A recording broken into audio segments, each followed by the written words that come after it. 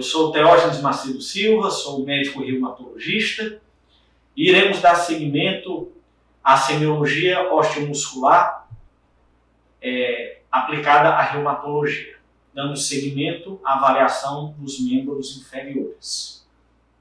A avaliação dos membros inferiores, as principais manobras existentes são manobras de quadril e manobras de joelho. As manobras de quadril, basicamente, o que deve ser testado, a mobilidade do quadril, quando é observado flexão, rotação externa e rotação interna. Tudo isso visto de maneira bilateral. Uma patologia bastante prevalente no quadril é a bursite trocantérica. Então, uma maneira fácil, mais viável da palpação da bursite trocantérica é a que eu vou exemplificar a seguir.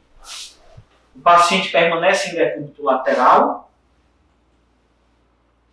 uma certa rotação do quadril associado a uma flexão do joelho, sendo a maneira mais viável e mais fácil de palpação da bursa trocantérica.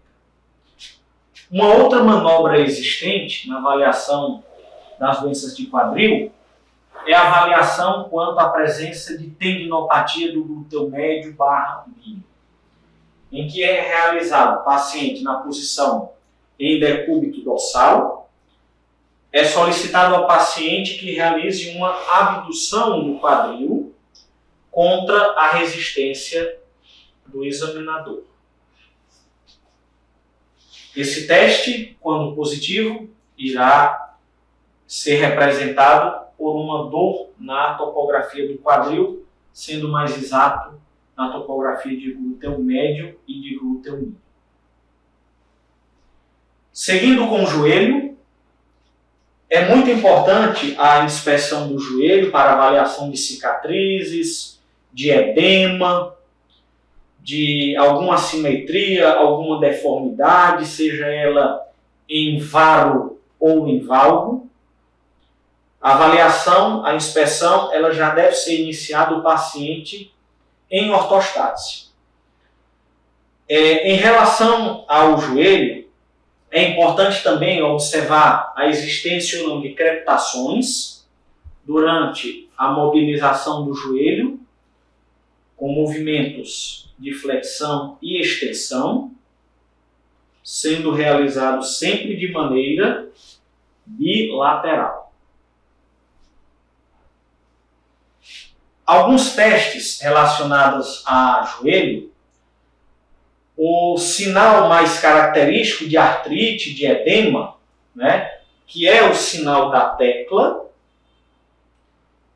em que é tentado tocar a patela do paciente.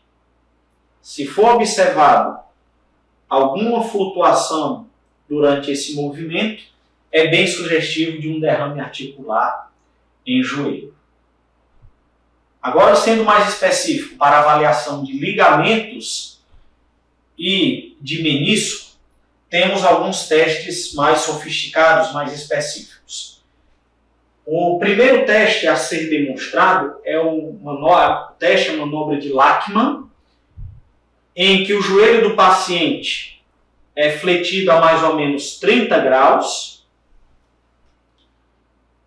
é palpado a área supracondilar do fêmur, e tentado esse mecanismo de anteriorização da tíbia, bem como também de colocar a tíbia no movimento para posterior. Notando-se uma instabilidade nesse movimento, uma frouxidão maior, o teste pode ser considerado positivo, se for anterior no ligamento cruzado anterior, e se for ao rebaixar, ao tracionar o membro para posterior, uma alteração do ligamento cruzado posterior.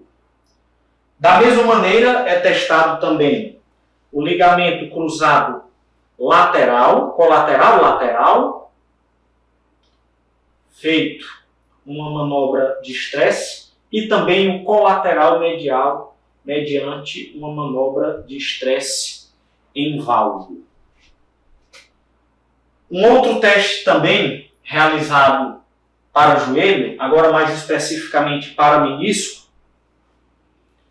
é a manobra de McMurray, em que é feito uma compressão da patela e realizada uma rotação em sentido horário e em sentido anti-horário, tentando promover crepitação e dor na topografia de meniscos. Se for observado uma maior alteração na parte medial, isso vai ser bem sugestivo de uma meniscopatia medial. Se for referido o mesmo quadro na porção lateral, é bem sugestivo de uma meniscopatia lateral. Uma outra maneira de se avaliar patologias de menisco é através do teste de Apley, em que o paciente ele é posto em posição de decúbito ventral, feito uma flexão do joelho, uma pressão da patela para a maca, tentando fazer uma manobra em sentido horário e também em sentido anti-horário. Logicamente, se o paciente sentir dor na porção medial do joelho, sugestivo de uma meniscopatia medial, acontecendo a mesma situação no menisco lateral, se o teste for positivo na lateral.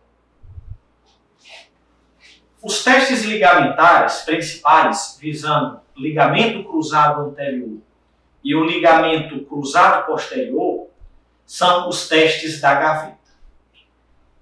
A gaveta anterior é feita da seguinte maneira. O membro do paciente é colocado a 70 graus, o examinador se senta por sobre o pé do paciente e subitamente é feito uma anteriorização da tíbia. Em caso ocorra uma movimentação importante, uma hipermobilidade, o quadro descrito vai ser bem sugestivo de uma lesão de ligamento cruzado anterior. Tudo isso fazendo bilateralmente. Da mesma maneira, é tentado, com o membro na mesma posição, um movimento de tentativa de tentar deixar o mais posterior possível a tíbia, tendo uma frouxidão, uma facilidade na execução desse movimento. O que é sugerido é que haja uma lesão de ligamento cruzado posterior.